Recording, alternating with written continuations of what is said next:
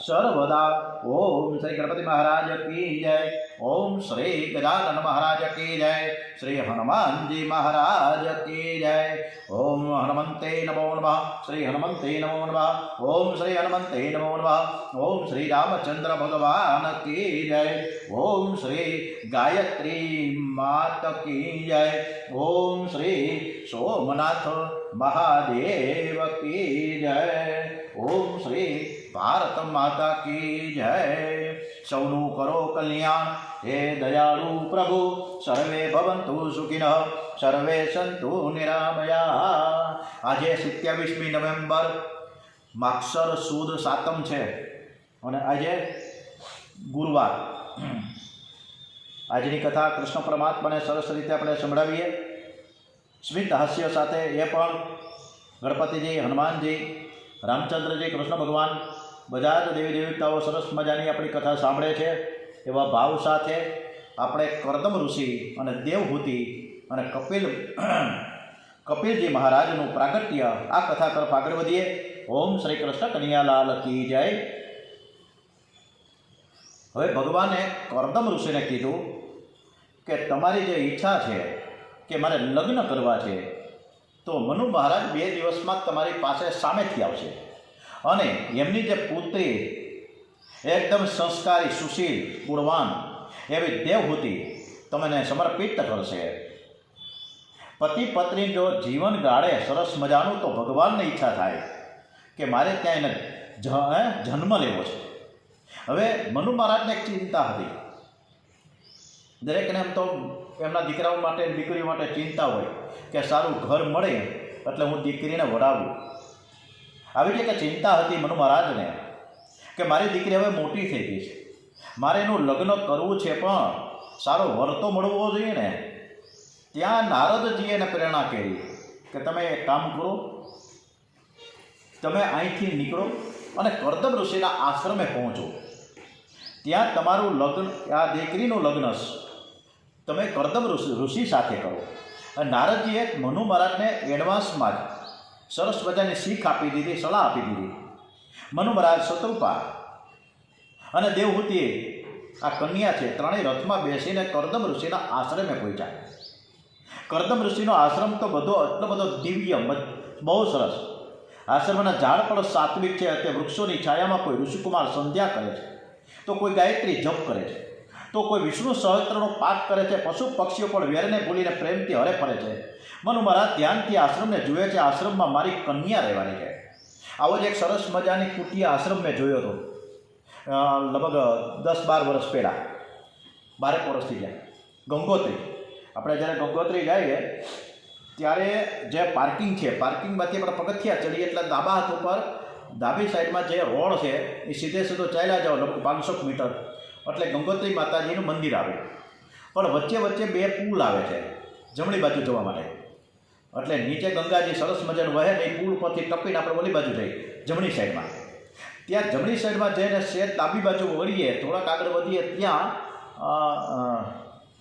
સત્તાનંદ, મને એ સાધુનું નામ નથી યાદ આવતું, પણ બહુ અદ્ભુત સરસ મજાની એની કુટિયા હતી। અમે ત્યાં બેઠા, લગભગ 1 કલાક બેઠા હશું। એની પાસે એક મોટું બધું આલ્બમ હતું। એ આલ્બમ હતું લગભગ એક આલ્બમના 3000 રૂપિયાની કિંમત એ વખતે કીધી, અહીંથી 12-15 વર્ષ પહેલાંની વાત છે। એમાં અદ્ભુત એની ફોટોગ્રાફી હતી। આખા હિમાલયમાં બધું હિમાલયને ખૂંદી બેઠા હતા પોતે ચાલીને। અને અમે જ્યારે મળ્યા ત્યારે લગભગ એને 75 વર્ષ છે। તો એને બધા હિમાલયના એવા ફોટાઓ લીધા હતા અદ્ભુત, બહુ સરસ મજાનું। અને એની જે કુટિયાની ઝૂંપડી હતી, એનો જે આશ્રમ હતો એ પણ એટલો બધો સરસ હતો, અદ્ભુત રીતે શણગારેલો કે આપણે ત્યાં બેસવાનું મન થઈ જાય શાંતિથી। અને અમે 1 કલાક બેઠા હતા। આવો આશ્રમ, જ્યારે આ આશ્રમની વાત નીકળી ને ત્યારે એક આ દિવ્ય આશ્રમ છે। કોનો? કરદમ ઋષિનો। કરદમ ઋષિ નિત્ય કર્મથી પરવારીને આશ્રમના ઓટલે બેઠા। એમણે મનુ મહારાજ પધાર્યા છે એવી ખબર પડતા ઉઠીને ઊભા થયા। એમણે બધાનું સ્વાગત કર્યું। કરદમ ઋષિ પ્રસંગને સમજી ગયા, તેણે મનુ મહારાજ સાથે કન્યાને જોઈ। એમણે બધાનું એટલે થયું કે આ કન્યા મારા ભાવિ પત્ની છે। પરમાત્માએ આ કન્યાના ખૂબ જ વખાણ કર્યા છે। લાવ હું થોડી પરીક્ષા તો કરી લઉં। કરદમ ઋષિએ 3 દરબાર, અત્યારે આમ તો ઇન્ટરવ્યૂ લેવાય છે એકબીજા છોકરા છોકરીઓને, પણ હવે એ ઇન્ટરવ્યૂમાં કાંઈ એમ તો દમ હોતો નથી, એમાં કાંઈ હોય જ નહીં એમ કહી તો હાલે. ઠીક છે, હવે કહેવા ખાતર કરે. બાકી અહીંયા તો કેવો સરસ મજાનો કરદમ ઋષિ કે ચાલો આ કન્યાનું થોડીક નાનકડી પરીક્ષા તા કરી લઉં કે મારી ભાવિ પત્ની છે કેવી છે, કુળવાન છે, ચારિત્રવાન છે, સુશીલ છે, ચાલો જુઓ. એટલે 3 દરબાસન પોતે હાથે લઈ કાંજીએથી ઉતાર્યા પાયથા. મહેમાનો કીધું ત્રણેયને કે બેસો, બિરાજમાન થાવ. મનુજી બેઠા છે, શત્રુપાજી બેસી ગયા. હવે આ કન્યા દેવહૂતિએ થોડીક વાર વિચાર કર્યો. એ તો ઊભા વિચાર કરે છે કે મારા આ ભાવિ પતિ છે અને મારા માટે એ આસનિયું નાખે અને એ આસનિયા પર હું બેસું તો મને પાપ લાગે, અને જો ન બેસું તો અવિવેક થાય, કરવું શું? પણ દેવહૂતિ બહુ જ ચતુર, સુશીલ, યુક્તિ કહી. એમણે એ નીચે બેઠા, આસનિયાની બાજુમાં નીચે બેઠા, પણ એનો જમણો હાથ એ આસન ઉપર મૂક્યો. આમ બધું સચવાઈ ગયું. તરત જ કરદમ ઋષિને ખ્યાલ આવી ગયો અને એના મનને સંતોષ થઈ ગયો કે આ બરોબર લાયક છે મારા માટે. મનુ મહારાજ અને શત્રુપાએ પોતાની દીકરી દેવહૂતિનો સ્વીકાર કરવા માટે વિનંતી કરી છે. કરદમ ઋષિએ કહ્યું કે તમારી પુત્રી સાથે લગ્ન કરતાં મને જરૂર આનંદ થાય છે, પરંતુ એ સાસુ સસરાને કેવું કીધું કરદમ ઋષિએ કે હું લગ્ન કરીશ, પણ હું સાવધાન થઈને લગ્ન મારે કરવું છે. સાવધાન થઈ મારે કામનો વિનાશ કરવો છે. લગ્નનો વિલાસ માટે નથી, લગ્નથી વિલાસ માટે નથી, લગ્ન કામનો વિનાશ કરવા માટે છે. લગ્ન કરવું એ પુણ્ય છે. કરદમ ઋષિ વિશેષમાં કહે છે મનુ મહારાજને કે કામનો વિકાસ નહીં પણ કામનો વિનાશ એ જ મારા લગ્નનું પ્રયોજન છે. એટલે તમારી પુત્રીને એક પુત્ર થાય ત્યાં સુધી હું ગૃહસ્થાશ્રમ પાડીશ અને ત્યાર પછી તરત જ હું સંન્યાસ ગ્રહણ કરી લઈશ. આ તમારી તૈયારી છે તો હું લગ્ન કરવા તૈયાર છું. દેવહૂતિને માટે, કારણ કે એમના માટે આ કરદમ ઋષિ ફાઇનલ હતા, કારણ કે નારદજીએ સૂચના કરી હતી. બરાબર છે, ઓકે. વેદ વિધિ પ્રમાણે કરદમ ઋષિ સાથે દેવહૂતિના લગ્ન થયા. દેવહૂતિએ હવે તો રાજકન્યા ન રહી પણ એક ઋષિ પત્ની થઈ. વિચાર કરે છે મારા પતિદેવ તપસ્વી જીવન ગાળે છે, હવે મારે તપશ્ચર્યા કરવાની છે. હવે હું ઋષિ પત્ની છું.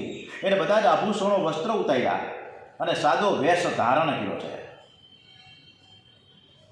કરદમ ઋષિ દેવહૂતિની સાથે આશ્રમમાં બિરાજમાન થયા. કરદમ ઋષિ વિચાર કરે કે મારે દેવહૂતિની પરીક્ષા લેવી કે મારા જેવી જીતેન્દ્રિય છે કે નથી. લગ્ન બાદ તેમણે સંયમ વધાર્યો. પત્ની સુંદર છે અને પતિમાં અતિશય પ્રેમ રાખે છે, પરંતુ કરદમ ઋષિ તેની સામું આંખ ઊંચી કરીને પણ જોતા નથી, બોલતાય નથી. એક ઘરમાં રહેવા છતાં પતિ પત્ની મૌન રાખે છે, પરિપૂર્ણ સંયમ છે. હવે આવી જ બાબતની ડોગરીજી મહારાજે વાચસ્પતિ જે મહાન ઋષિ થઈ ગયા એની વાત પણ આપણે સરસ મજાની કહી કે બ્રહ્મચર્ય જેવું લગ્ન થઈ ગયા પછી પણ બ્રહ્મચર્ય કેવું પાયું. 1100 વર્ષ પહેલાં દક્ષિણ ભારતમાં વાચસ્પતિ એક ઋષિ થઈ ગયા. એણે 6 શાસ્ત્રો ઉપર ટીકા લખી છે. તેઓ ગ્રંથો લખીને આખો દિવસ તપશ્ચર્યા કરે. લગ્ન થયેલું પણ 36 વર્ષ સુધી એને ખબર જ ન હતી કે મારી પત્ની કોણ છે. 36 વર્ષ સુધી એક જ આશ્રમમાં, એક જ કુટિયામાં, એક જ ઝૂંપડીમાં એ પત્ની હોવા છતાં પણ એ પતિ એટલે કે એ ઋષિ વાચસ્પતિ એના પત્નીને ઓળખી ન શક્યા, ઓળખતા જ નહોતા. હવે આ શાંકર ભાષ્ય ઉપર એક ટીકા લખી છે. એમાં એક લીટી બરાબર બેસતી નહોતી. વાચસ્પતિ એક ટીકા લખતા હતા તેના ઉપર એક શાંકર ભાષ્ય ઉપર, પણ એમાં એને આમ અંધારું, એ વખતે તો લાઇટ તો હતી નહીં, લેમ્પ તો હતા નહીં, ટ્યુબલાઇટો હતી નહીં. ત્યારે એક દીવાના અજવાળે પણ એને ઉંમર પ્રમાણે એને લીટી બરાબર જે શબ્દો હતા બરાબર વાંચવામાં અનુકૂળતું નહોતું આવતું અને દીવો ધીમે ધીમે બંધ થતો હતો એટલે દેખાતું નહોતું. એટલે એની પત્ની છે એ દીવામાંની એક વાટ, જે દીવાની વાટ હોય ને એ વખતે આપણે વાટ ઊંચી કરતા, આમાં ઓલું ગોળ હોય બોરિયું આમ લોખંડનું, અને આમ કરીએ ઓલા ફાનસમાં, એટલે એ ઊંચી થાય ઓલી વાટ. એવું સરસ. તો તારે ફાનસ ક્યાંથી કોને ખબર. એટલે દીવામાંની વાટ બરાબર એને કરી, અને વાટ કરવા માટે એણે એ ફાનસમાંથી, કારણ કે ફાનસનું અજવાળું એની પત્ની ઉપર પડ્યું, ચહેરા ઉપર. એવામાં વાચસ્પતિ એટલે કે ઋષિની નજર એના પર પડી. પૂછે, અરે દેવી, તમે કોણ છો? બોલો. હવે લગ્ન થયાને 36 વર્ષ છતાંય એની પત્નીને ઓળખતા નથી. કેવા સંયમી ને કેવા જીતેન્દ્રિય છે. પૂછે કે તમે કોણ? હું તો તમને ઓળખતો નથી, તમે અહીંયા કેવી રીતે પહોંચી ગયા?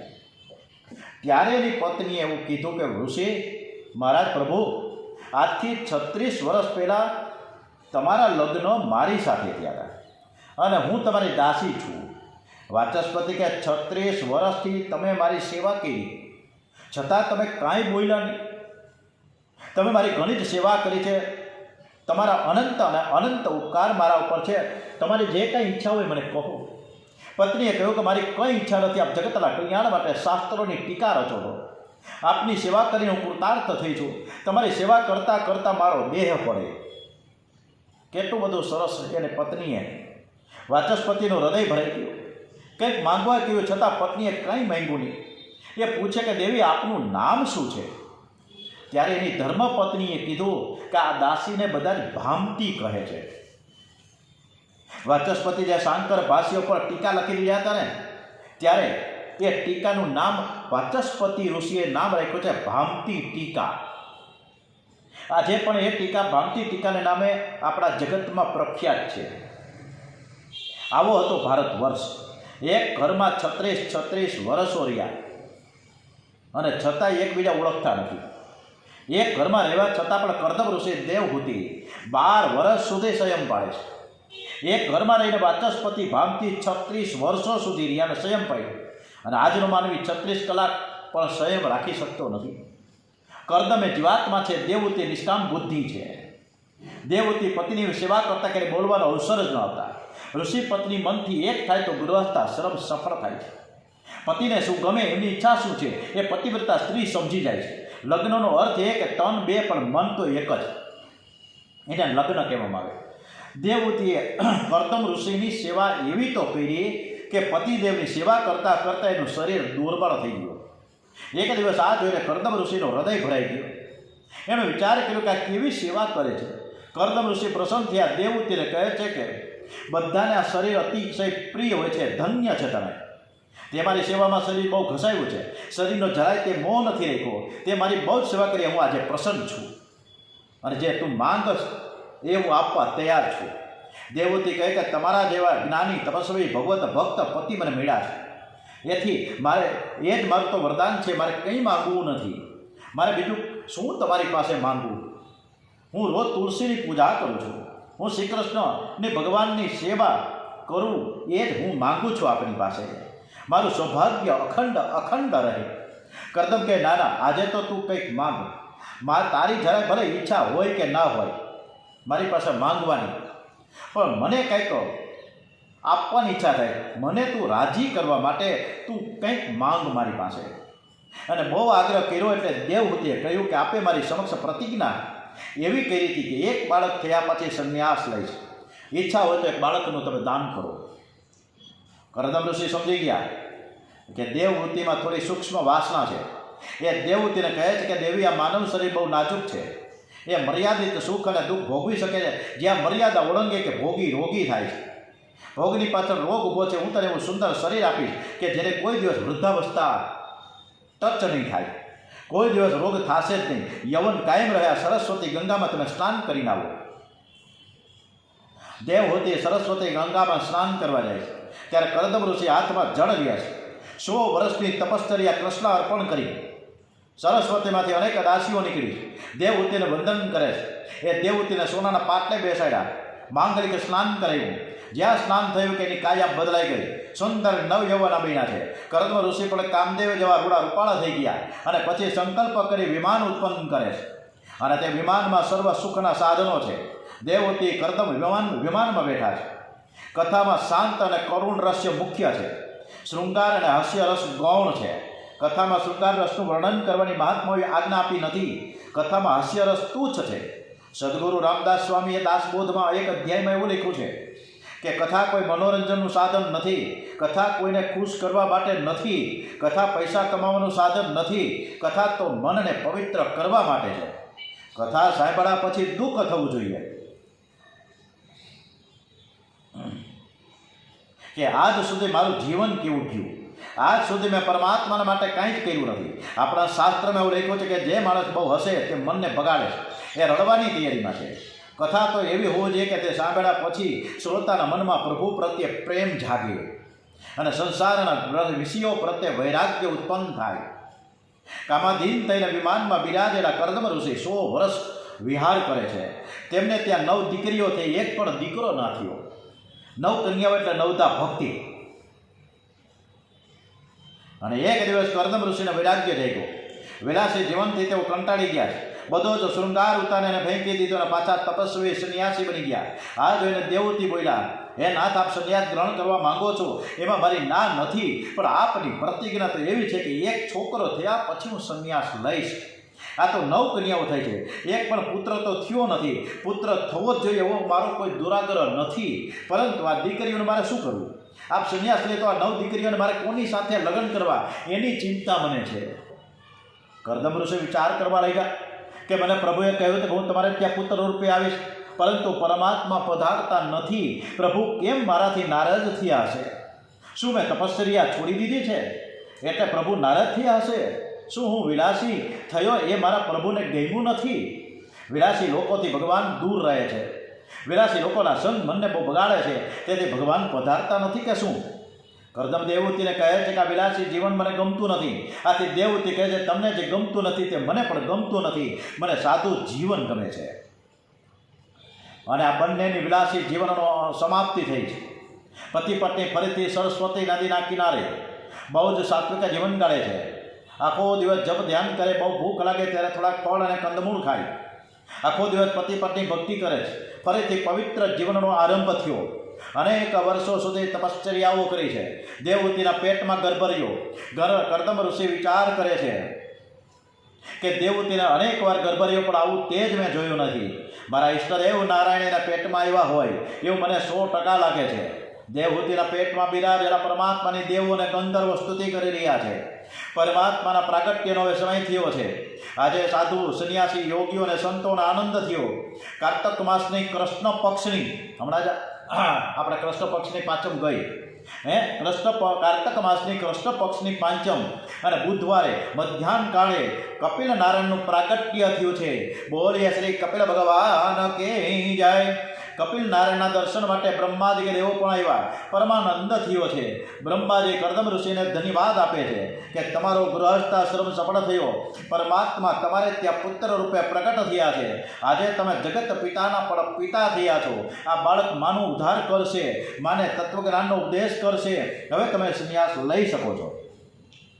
કર્દમ ઋષિએ કહ્યું કે પુત્રના જન્મનો મને આનંદ ખૂબ છે, પણ 9 કન્યાઓના લગ્નની મને ચિંતા છે.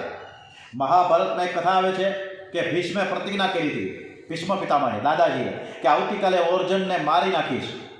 આ તો ભીષ્મ આચાર્યની પ્રતિજ્ઞા શ્રી કૃષ્ણને ચિંતા થવા લાગી છે. આવતીકાલે મારા અર્જુનનું શું થશે? એ અર્જુનને જોવા આવ્યા રાતના 2 વાગ્યા. ત્યારે અર્જુન તો ઘુસકડાટ ઊંઘતો હતો. કૃષ્ણ કહે, અરે તું ઊંઘસ? અર્જુન કહે, તું એમ ના ઊંઘું, મારા માટે તો તમે જાગો છો, મારે ચિંતા શું કરવાની? પછી મેં મારું કર્તવ્ય કર્યું છે, હવે તમે તમારું કર્તવ્ય કરો. મારું કર્તવ્ય છે અનન્ય શરણાગતિ. મને મારશે તો જગતમાં તમારી અપકીર્તિ થશે. કર્દમ ઋષિએ જ્યારે કહ્યું કે મને 9 કન્યાઓની ચિંતા થાય, ત્યારે બ્રહ્માજીએ કહ્યું કે તમારા ઘેર ભગવાન બિરાજેલા છે, તો ચિંતા શું કામ કરો છો? ચિંતા કાપી ન કાર્યા નિવેદિતાત્મભિ કદાપિતિ ભગવાન હવે પુષ્ટિસ્થો ન કરી શકી લૌકિકે ચકતિમ. તમે જે દેવની, બહુ ડોંગરેજી મહારાજે એકદમ આપણે બધાને સરસ રીતે સમજાવે છે કે તમે જે દેવની પૂજા કરો છો એ દેવને તમારી બહુ ચિંતા છે. તમે ચિંતા ન કરો.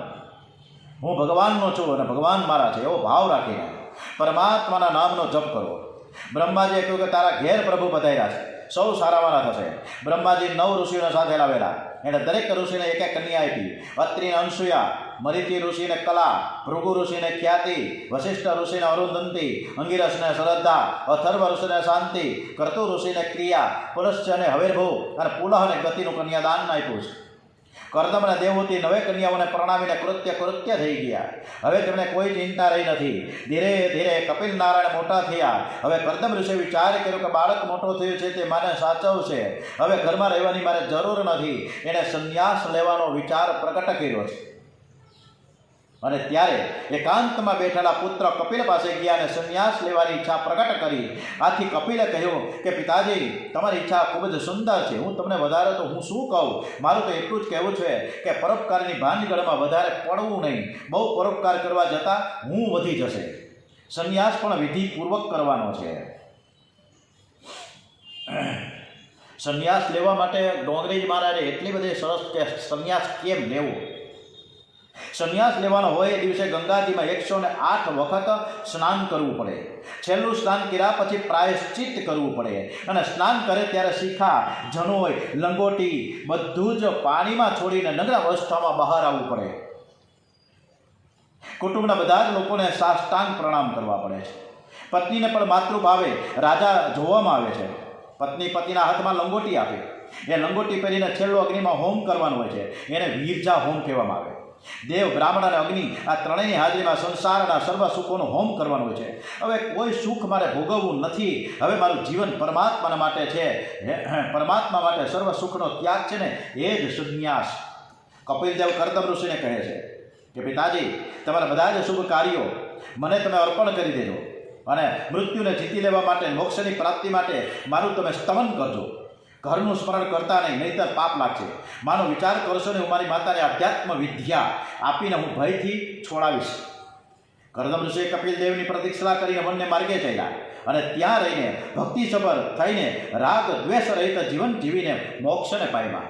અને આવતીકાલે સરસ મજાની આપણે શુક્રવારે કપિલ ગીતા તરફ આગળ વધીશું. ઓમ શ્રી કૃષ્ણ. આ ભગીરથ રાજા, રાજા ભરતરી, આ બધા રાજાઓ થઈ ગયા. ત્યારે એ રાજા રાજબેન બધું છોડી લંગોટી ભેર આવ્યા છે પત્નીની પાસે. એ આપણે બધી ચિત્રો જોયા છે. પિક્ચરો અગાઉ જૂના ઉપેન્દ્ર ત્રિવેદીને બધા જોયા. ખૂબ સરસ મજાના આવા આધ્યાત્મિક યુવકતા પિક્ચરો હતા, સરસ મજાના. બોલીએ શ્રી કૃષ્ણ કનૈયા લાલ કી જય, શ્રી બાલકૃષ્ણ લાલ કી જય. ઓમ શ્રી ડોંગરેજી મહારાજ કી જય, શ્રી સોમનાથ મહાદેવ કી જય. ઓમ શ્રી ભાગવત ભગવાનજી મહારાજ કી જય. ઓમ શ્રી ભારત માતા કી જય. ઓમ નમો ભગવતે વાસુદેવાય. ઓમ નમઃ પાર્વતી પતય. હર હર હર હર હર મહાદેવ.